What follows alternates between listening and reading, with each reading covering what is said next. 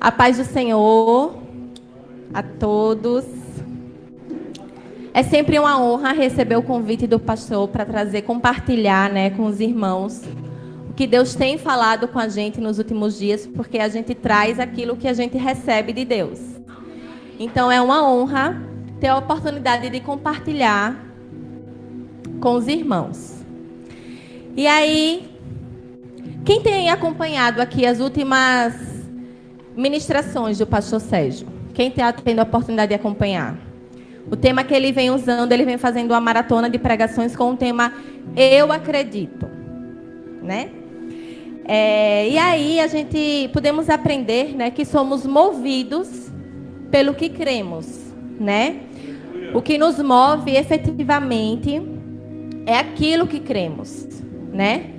E porque só desconfiar, suspeitar, não é suficiente para te mover. Você tem que acreditar. É isso que o pastor tem compartilhado com a gente nas últimas ministrações.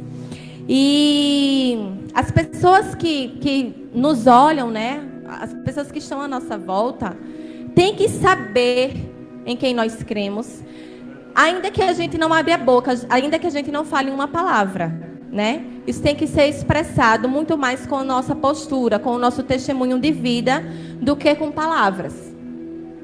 E Deus vinha falando comigo da importância de ter uma fé constante, uma constância espiritual, de ser um cristão constante, evitar montanhas russas, altos e baixos na fé, E aí, pegando o gancho, das últimas pregações, hoje eu quero tratar com vocês sobre esse tema, Inconstância espiritual ou inconstância na fé. Quem aqui está na igreja, aqui na comunidade Fonte da Graça, desde o princípio? A turma daqui da frente eu sei que está. Eu queria relembrar os irmãos e compartilhar com os demais, que hoje o que a gente vive aqui na comunidade Fonte da Graça é fruto de uma fé constante. Porque quem está desde o início vai lembrar que o pastor começou numa casa lá na Rotary e os membros da igreja era ele, a esposa e o filho.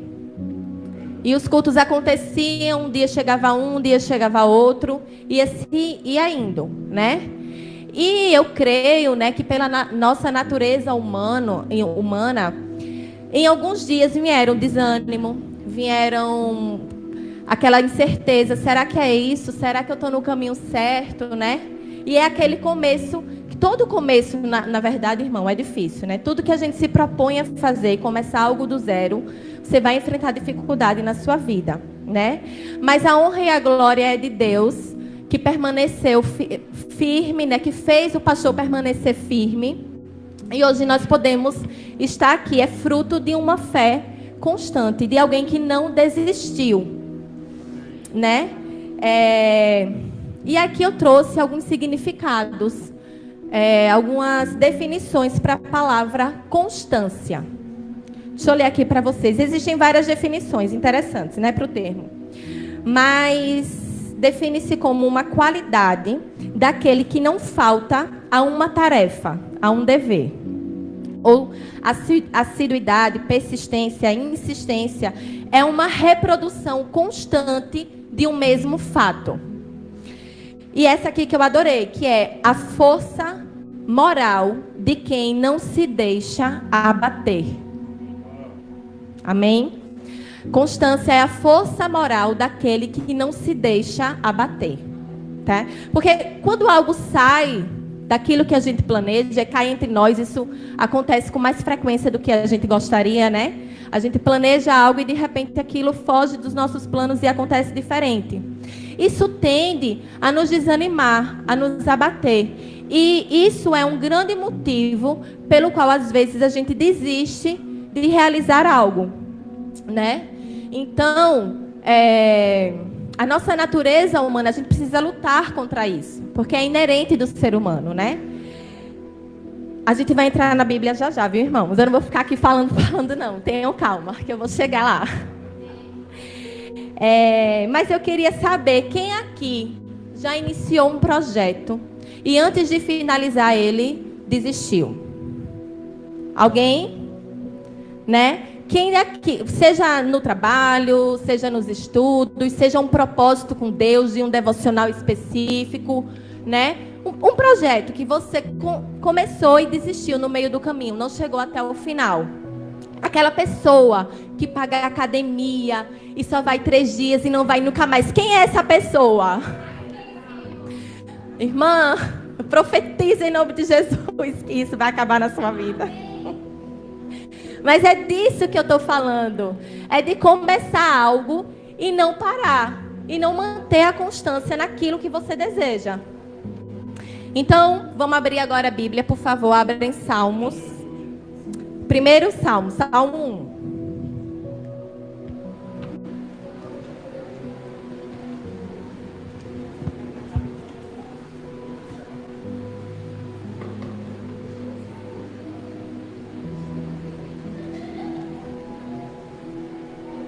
Aleluia.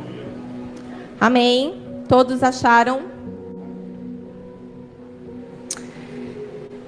Deixa eu ler aqui. Salmo número 1. O salmista diz: Como é feliz aquele que não segue o conselho dos ímpios, não imita a conduta dos pecadores, nem se assenta na roda dos zombadores. Ao contrário, sua satisfação está na lei do Senhor, e nessa lei medita dia e noite. É como a árvore plantada à beira das águas correntes. Dá fruto no tempo certo, e suas folhas não murcham. Tudo o que ele faz prospera. Não é o caso dos ímpios. São como a palha que o vento leva.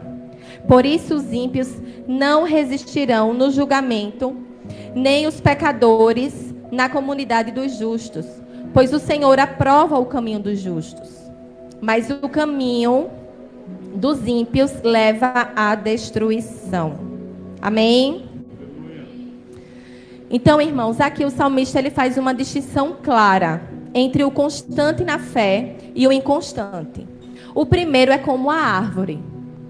Ele está lá plantada. Você não vê uma árvore hoje e amanhã você vai olhar para a mesma árvore e ela está em outro lugar. Não, ela está ali. Ela está firme. E outra coisa interessante é que o crescimento da árvore, você não consegue perceber dia a dia, né? Quando ela está ali, ela está crescendo, mas você não está percebendo. De repente vai passar um tempo e aí você vai... Poxa, como essa árvore cresceu, né? Mesmo que você não percebeu isso dia a dia, mas ela está ali. Ela está crescendo e ela está firmada num só lugar. Esse é o cristão que tem uma fé constante. E o outro que é a palha. A palha é levada com o vento. Hoje você está vendo ela aqui, amanhã você não está. Ela não tem uma constância. A palha é levada com os ventos, né?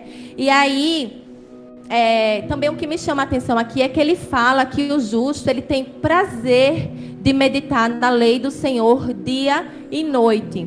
E aí eu vou trazer aqui o testemunho, né, que a gente viajou sexta-feira, fomos a Jurema e foi eu, Robinho, pastor Sérgio e Janete. A gente saiu daqui bem cedinho de manhã e voltou tarde da noite. Mas foi o dia inteiro falando de Bíblia, ouvindo louvor, oramos. Foi o dia inteiro mergulhado nisso. E só consegue fazer isso se você sentir o prazer nisso. Você não vai conseguir por obrigação. Você só consegue se for prazer. Eu tive um momento que eu entrei, fui fazer uma prestação de conta lá com a irmã Aline. E eu aqui na mesa com ela, ouvindo eles lá fora. E Bíblia, conversando. Ah, porque assim... E aqueles comentários. Porque parece que não tem outro assunto, né? Quando o crente se junta. Então, assim, isso é que é meditar na lei do Senhor de dia e de noite. E isso acontece se você sentir o prazer nisso. Não dá para ser uma coisa obrigada. Você está tentando ali e aí você se distrai. Eita, não, vamos voltar. Acontece, flui naturalmente. Porque isso faz parte da sua alegria mesmo. Né? E já o inconstante é como a palha, né? Como eu já disse, tem dias que ele ora, tem dias que ele não ora, tem domingos que ele vai para o culto, tem domingos que ele não vai, tem dias que ele ouve louvor, tem dias que ele ouve aí qualquer outra coisa, enfim. Ele não tem uma permanência firme no que ele quer, no que ele acredita. Esse é o inconstante, né? E aí vamos repetir aqui junto comigo. Repitam comigo. Para ser constante, você precisa cumprir compromissos e não viver baseado em desejos. Para ser constante, você precisa assumir compromissos e não viver baseado em desejos. Porque nem sempre o seu desejo vai ser alimentar o seu espírito. A nossa natureza humana caída vai despertar em nós dias que o nosso desejo vai se alimentar a nossa carne. Mas nós não vivemos baseado nos nossos desejos. Nós temos que viver baseado em compromissos assumidos com o Senhor. Eu vou dar um exemplo aqui. Geralmente, aos domingos, né, as famílias almoçam reunidas, né? Você se junta com o pai, com mãe, com irmãos, e aí normalmente aos domingos acontece de você almoçar em família. E eu posso ir almoçar na casa dos meus pais, né? Para os que não sabem, eles moram bem distante da minha casa, e de repente vai passando a hora ali depois do almoço, e pode vir no meu coração um desejo de ficar por lá mesmo, e naquele domingo específico eu não vim ao culto. Mas como eu não vivo baseado em desejos, eu tenho que viver para assumir compromissos. Eu digo, não, chegou a minha hora e eu vou. E eu estou falando isso aqui, eu sei que eu vou ser tentada nisso, né?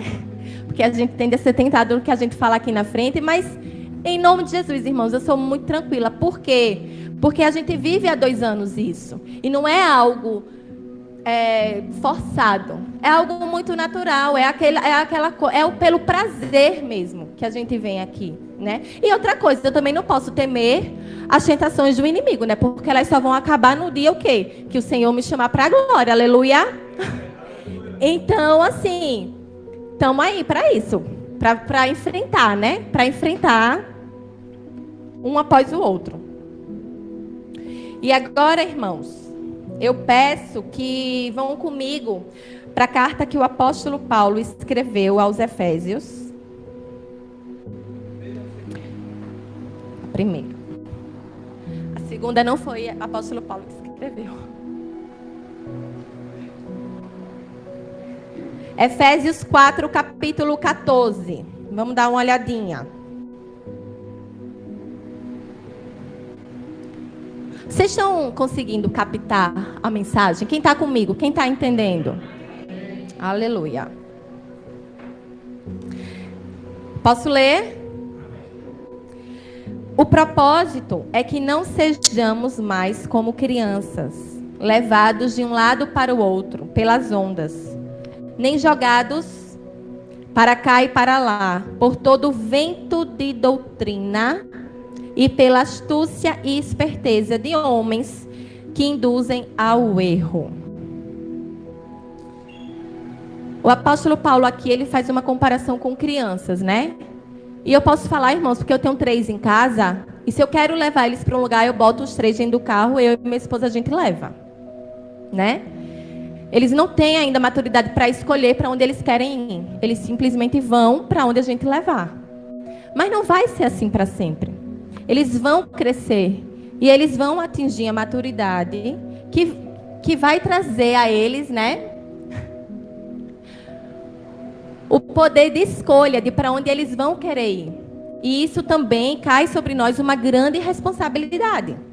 Porque assim, as rotas que a gente vai fazer com que eles percorram hoje vai influir diretamente nas que eles escolherão amanhã, né? A Bíblia diz que ensina a criança no caminho que ele deve andar, e ainda velho ele não se desviará. E quando ele fala no caminho, não é você apontar o caminho, é você ir no caminho junto com ele.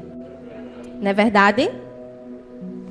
Então é isso, a criança a gente bota ela e leva, né? Só que quando elas atingem a maturidade, quando nós atingimos a nossa maturidade espiritual, que isso vem de uma crença, de você acreditar mesmo, como o pastor tem compartilhado, você não vai ser jogado de um lado para o outro pelos ventos, por toda a doutrina, ou até mesmo pela astúcia de homens que querem nos induzir ao erro. Porque eles até vão vir, eles vão existir, mas você vai estar tão firmado que isso não vai tirar você do seu lugar. Amém? Então é isso que faz você ir ao culto mesmo cansado. Isso é que faz você parar para orar quando a sua carne pede para que você fique no Netflix ou nas redes sociais, sei lá, YouTube, Facebook. Você sabe que a sua oração vai ser algo que faz você se conectar a Deus. Quando você ora em espírito, aquilo vai lhe conectar a Deus. Então, é essa fé que faz você deixar as coisas do mundo e buscar as coisas de Deus. E é isso que vai impedir que você seja levado por qualquer vento de doutrina.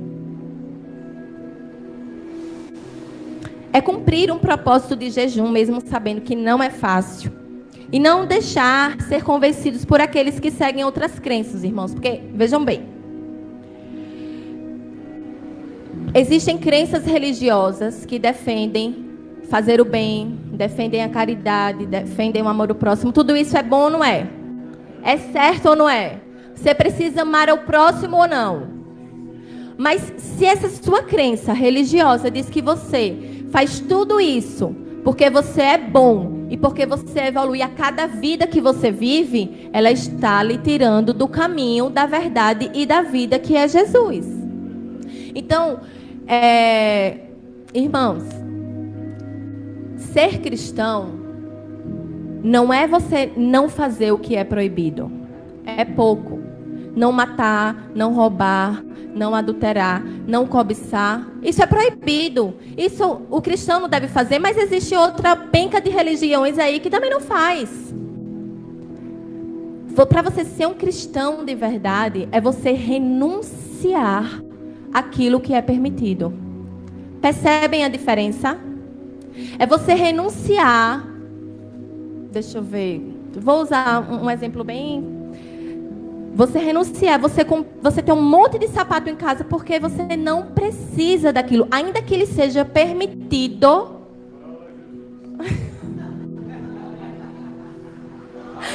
A cabeça tentou buscar outro exemplo, mas quando o Espírito Santo... Sabe, aquilo é permitido a você, mas você renuncia porque Deus fala, você não precisa disso. Sabe? É muito além do que você dizer não para o que é proibido. É você renunciar a algo que lhe é permitido, porém lhe afasta da presença de Deus. É permitido você ficar em casa, está escrito na Bíblia, venha para o culto, não fique em casa. Não lhe é permitido, mas você renuncia a sua carne e você vem.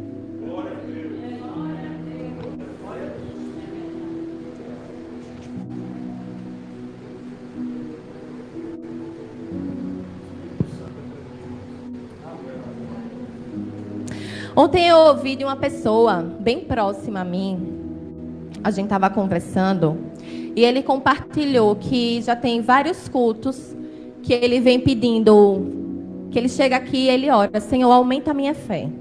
Senhor, aumenta a minha fé que ainda é pequena. E ele disse que essa tem sido a oração dele. E essa é a oração de alguém que quer se manter constante na fé, né? E o apóstolo Tiago nos fala isso, não sou eu quem estou falando, está na palavra. Abram para mim a Bíblia aí no livro de Tiago, capítulo 1. Nós iremos ler do versículo 5 ao 8.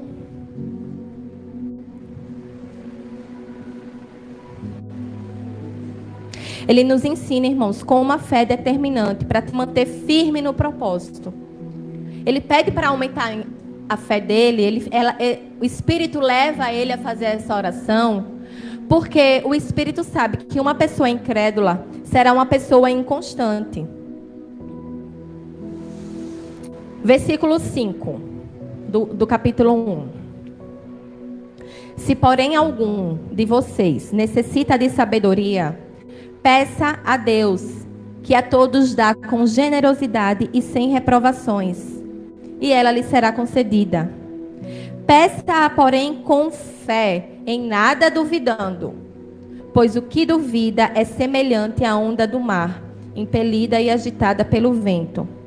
Que uma pessoa dessas não pense que alcançará do Senhor coisa alguma, sendo indecisa e inconstante em todos os seus caminhos. Eu peguei essa versão aqui, que é a versão Nova Almeida atualizada, porque ela traz essa palavra aqui no versículo 8, inconstante.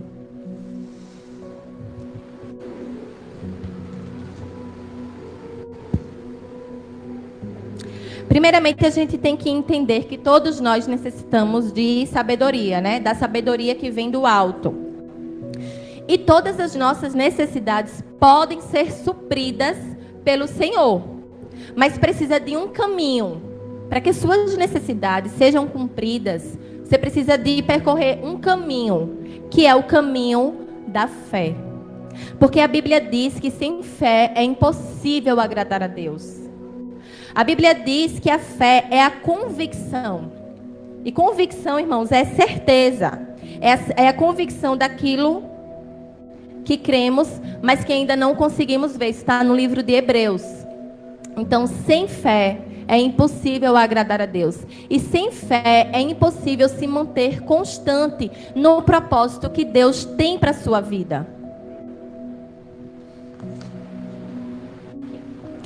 Sendo indecisa e inconstante em todos os seus caminhos. Não pense você que essa pessoa vai conseguir coisa alguma. Ele não vai só não conseguir a sabedoria que ele pediu no versículo 5, como ele não vai conseguir coisa alguma, porque ele pede, mas ele não acredita que o Senhor pode dar.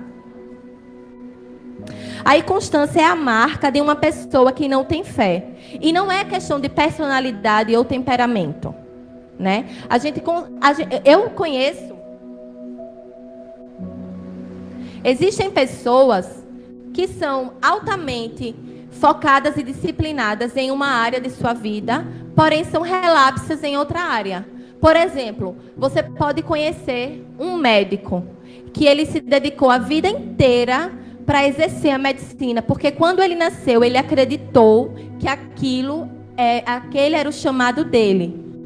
Então, eu quero ser médico. Então, ali, por ele acreditar, ele fez de tudo para conseguir ser um médico. Porém, essa mesma pessoa que se dedicou na vida profissional, ela pode falhar no seu casamento com a sua família, por exemplo. Ela pode ser um pai relapso, ela pode ser um marido ruim. Por quê? Porque ela não acredita que aquele casamento foi dado por Deus. Então, ela não vai ter a mesma dedicação. Entendeu, irmãos? Uma pessoa pode ser altamente atuante dentro da igreja, faz tudo, serve tudo e relapsa com a sua saúde, por exemplo. Tem as taxas alteradas. Por quê? Porque, de repente, ela cresceu ouvindo que é genética, que é isso, né? Genética da minha família, todo mundo tem diabetes, é assim mesmo. Não. Você pode, se você acreditar que você pode mudar, você muda. Mas tudo é baseado naquilo que acreditamos.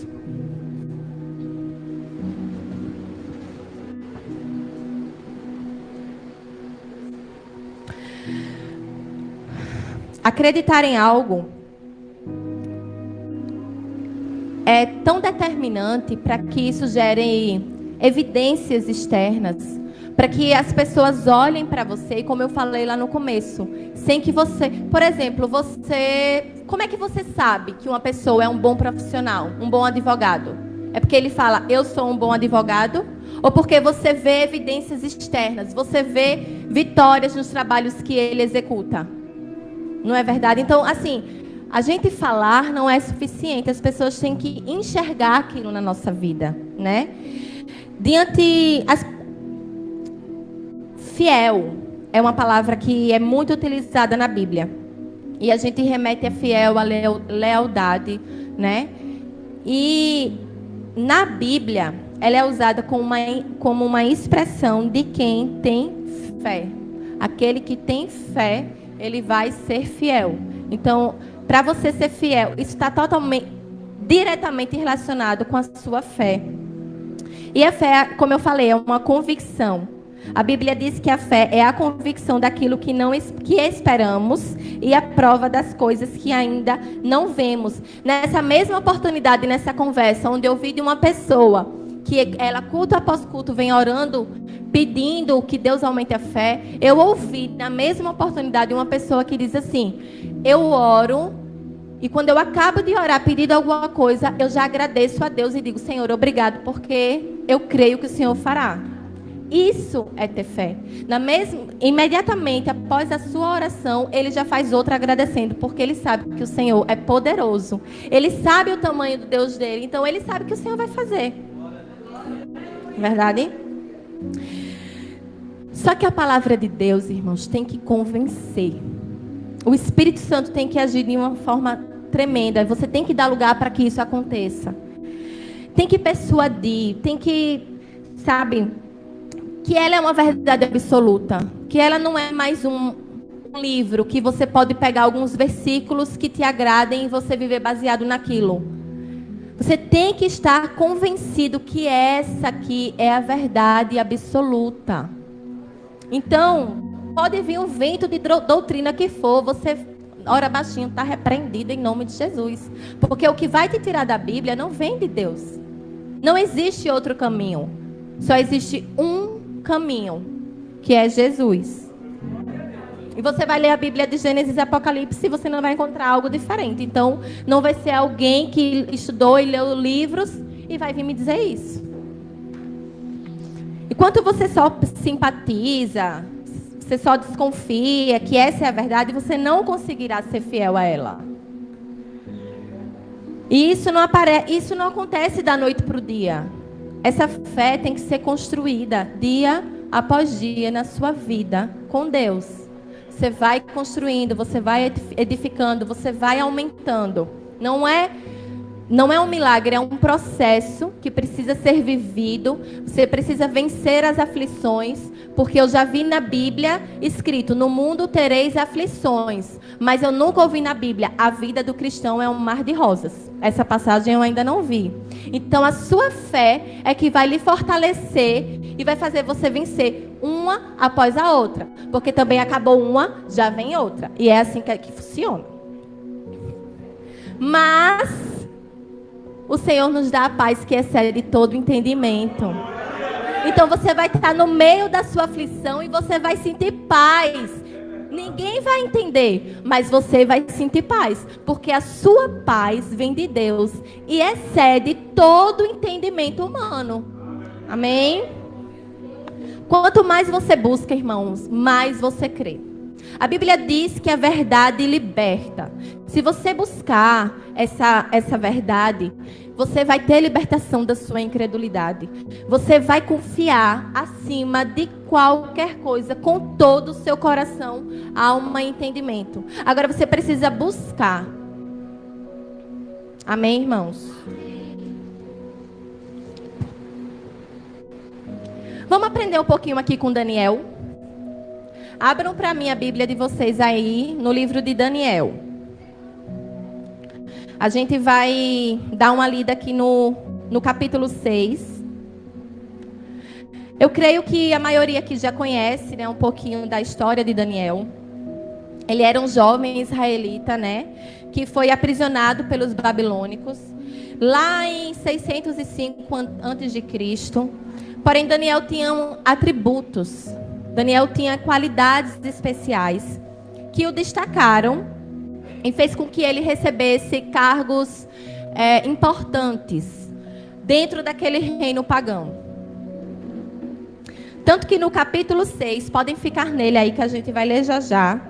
No capítulo 6, nós iremos ler que fala que Daniel se destacou tanto que o rei planejou colocá-lo à frente do governo. À frente do governo de todo o império. O rei tinha nomeado 3 supervisores, mas Daniel se destacou tanto no que ele fazia que o rei planejou colocar ele acima dos outros. E isso, logicamente, despertou o quê? Inveja, né? E aí, o pessoal começou a procurar em Daniel algum defeito, alguma falha que pudessem mostrar ao rei para que Daniel não subisse de cargo e não ficasse acima deles. E procuraram, viu, irmãos? Mas porque Daniel era fiel, eles não encontraram. E aí, eles chegaram à conclusão. Qual foi a conclusão? A única maneira de causar alguma acusação contra Daniel seria com algo relacionado com a lei do Deus dele, do Deus de Daniel, que é o nosso Deus. Aleluia! E assim foi feito, irmãos. O pessoal lá, deixa eu ler, Daniel 6, capítulo 6, versículo 6. E assim os supervisores e os sátrapas, de comum acordo, foram falar com o rei. Ó rei Dario, vive para sempre. Todos os supervisores reais, os prefeitos, os sátrapas, os conselheiros e os governadores concordam em que o rei deve emitir um decreto ordenando que todo aquele que orar a qualquer Deus ou a qualquer homem que nos próximos 30 dias orar a qualquer Deus ou a qualquer homem nos próximos 30 dias, exceto a ti, ó rei, seja atirado na cova dos leões. Agora, ó rei, emite o decreto e assina-o, para que não seja alterado, conforme a lei dos medos e dos persas, que não pode ser revogada. E o rei Dario assinou o decreto. E aí, quando Daniel fica sabendo, né, que o rei assinou o decreto, não mudou em nada. Ele foi para o quarto dele, se ajoelhou e orou. E aqui a Bíblia fala assim, que ele continuou fazendo o que ele fazia constantemente. Ele já orava a Deus. Ele não se viu no meio de um problema e correu para orar a Deus, pedindo ajuda. Porque a Bíblia diz que quando o pessoal que armou lá contra ele, né, foi olhar, o quarto de Daniel tinha uma janela que ficava para Jerusalém. Então eles foram lá olhar se Daniel estava orando para o Deus dele e viram que Daniel estava. Porém ele não foi orar porque ele se viu no meio de uma tribulação. Ele já fazia isso. Já era uma prática constante de Daniel orar 3 vezes ao dia. E aí, o pessoal lá viu, foram, né, verificar se Daniel estava orando. E eles já fizeram o rei assinar esse decreto, porque sabia que Daniel ia orar ao Deus. A conduta que Daniel assumia desde sempre já dizia que ele ia orar. Eu creio que eles nem tiveram dúvida quanto a isso. Eles queriam só uma prova, né, algo que efetivamente provasse.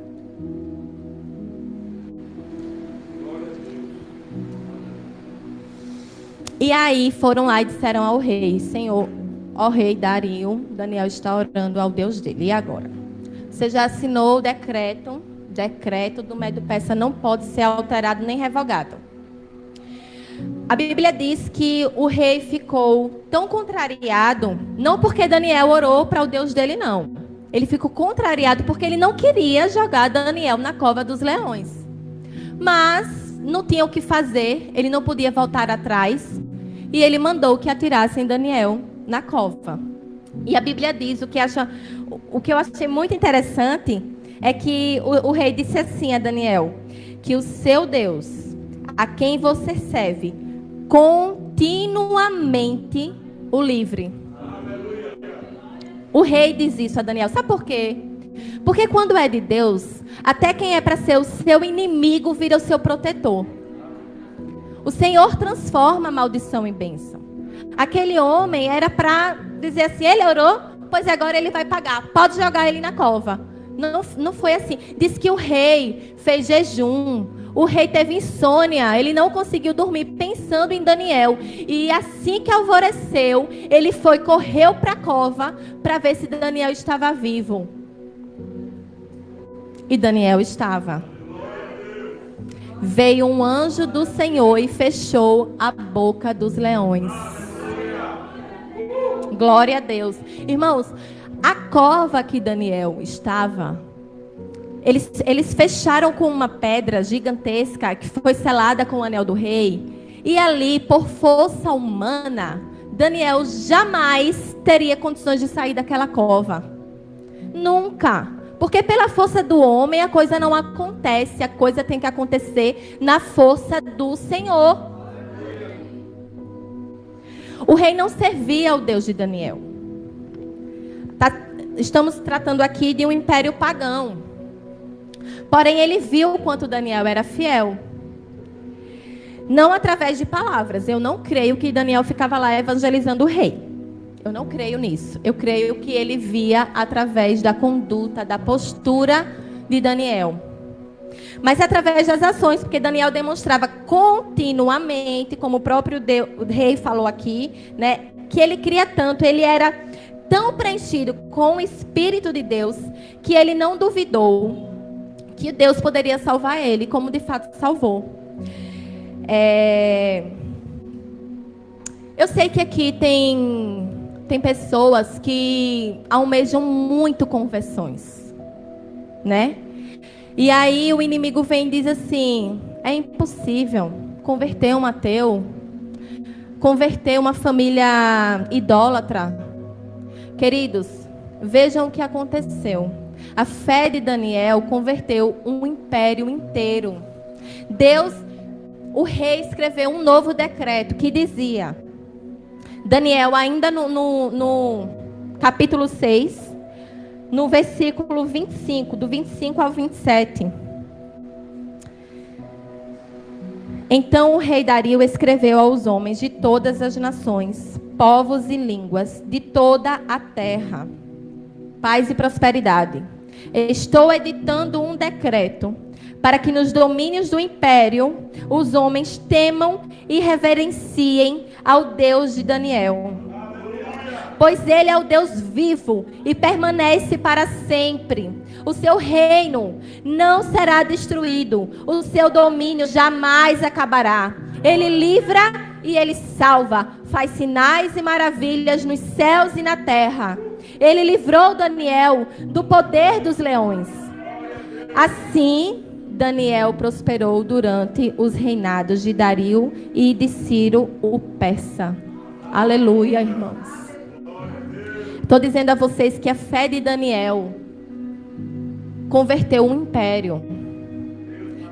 E nós, na nossa fraqueza humana, a gente duvida da conversão de pessoas que a gente ama. Como que Deus vai agir se a gente não acreditar?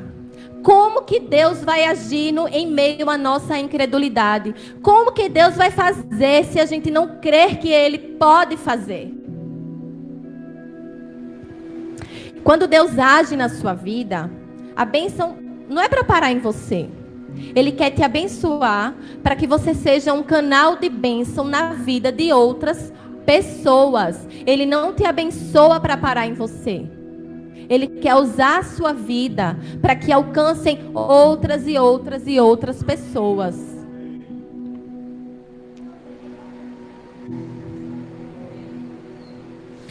Você precisa repreender, irmãos, toda a incredulidade do seu coração, em nome de Jesus. Você precisa saber que o Deus que você serve é o Deus poderoso, que faz sinais e maravilhas. O dono do ouro, da prata, o dono da vida e da morte. É tudo sobre Ele, para Ele e por Ele. Não é sobre nós. A glória tem que ser para Ele. Aconteceu um milagre, glória a Deus. Alguém que não podia engravidar, engravidou. A glória é de Deus.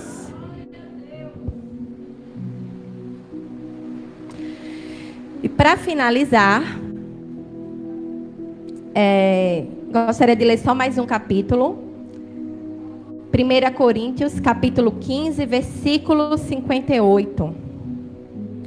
1 Coríntios 15, 58. Irmãos, a gente tem que ir em busca de uma constância na nossa fé. A gente não pode viver de montanha-russa, de altos e baixos.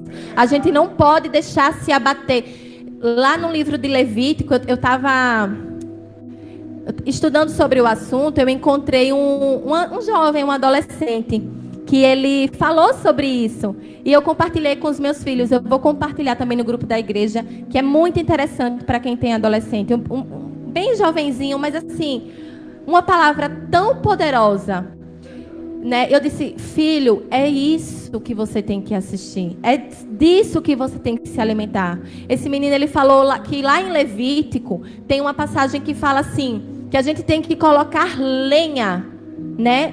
Para que o fogo se mantenha aceso. E a lenha é colocada no momento da comunhão. E o que é comunhão? É relacionamento. Né? É momento de oração, é momento de estudo, é momento de louvor. Assim você consegue colocar lenha para que todos os dias, para que a sua fé não apague nunca, para que o seu tanque de fé esteja sempre abastecido. Porque, ok, irmãos, todo mundo tem uma hora que desvanece na fé, que sente, Senhor, eu estou aqui, mas, né? Fala comigo. E outra, a gente acha que para Deus falar com a gente precisa ser algo sobrenatural. Queridos, eu fui no shopping hoje, imprimi aqui a ministração, e quando eu cheguei em casa, eu escutei meu esposo cantando com os meus filhos. O rei está voltando. Aí eu cheguei em casa, eu ouvi eles lá em cima cantando, e eu digo, isso é um milagre. Isso é Deus falando. Não espera que alguém veja. Eis que te digo que o Senhor começa a prestar atenção nas pequenas coisas, nos pequenos milagres que está à sua volta. E Deus falou poderosamente comigo quando eu cheguei em casa, que eu ouvi meu esposo com os meus filhos cantando, louvando ao Senhor. E é isso, é comunhão, é você estar sempre buscando, e é constantemente, é dia após dia. 1 Coríntios 15, versículo 58 diz: portanto, meus amados irmãos, mantenham-se firmes e que nada os abale. Sejam sempre dedicados à obra do Senhor, pois vocês sabem que no Senhor o trabalho de vocês não será inútil. Glória a Deus. Amém, Senhor. Oh Deus. Queridos, se vocês quiserem se levantar, se ajoelhar, eu gostaria de orar junto com vocês. Nós cremos em ato profético aqui na igreja, então saia do seu lugar. Se levante, se ajoelhe, fique como você preferir, mas vamos orar juntos. Vamos entronizar o Espírito Santo. Ele está presente em cada um de nós, em sua totalidade, irmãos. Ele não fica presente em nós pela metade. Ele está lá por inteiro. Nós que temos que aumentar a nossa sensibilidade. Amém, Deus. Oh, Senhor, obrigada, Deus. Obrigada pela Tua palavra, Senhor. Obrigada pelo Teu infinito amor, Pai. Obrigada porque o Senhor nos amou primeiro, Senhor. Oh, Deus, jamais teremos palavras para agradecer, Senhor, os Teus sacrifícios, Pai, para nos resgatar, Senhor, de um império de trevas, Senhor. Ó Senhor, como o Senhor fez com Daniel, nos livra dos nossos leões, Pai. Nós vivemos, Senhor, numa Babilônia, Deus. A Tua palavra diz que o mundo jaz do maligno, Senhor. Mas ela também diz, Senhor, que o mal não pode tocar o ungido de Deus, Pai. Obrigada, Senhor, porque é em Ti que depositamos a nossa fé, Pai. Obrigada, meu Deus, porque o Senhor é Deus que realiza sinais e maravilhas, Pai. Oh, Senhor, obrigada, Senhor, porque o Senhor é capaz, Deus, de aumentar a nossa fé, Pai. Ore, irmãos, peça para que Ele aumente a sua fé. Peça para que Ele revele-se. Use o meio de se revelar a Ti, para que todo espírito de incredulidade seja lançado no mais profundo abismo. Em nome de Jesus, nós repreendemos Ô Senhor, com a tua mão poderosa, Pai, com o teu Espírito Santo, Deus, nos blinda, Pai. Acampa os teus anjos, Senhor. O Senhor já venceu naquela cruz, Pai. Obrigada, Senhor. Oramos, louvamos e adoramos em o nome de Jesus. Amém.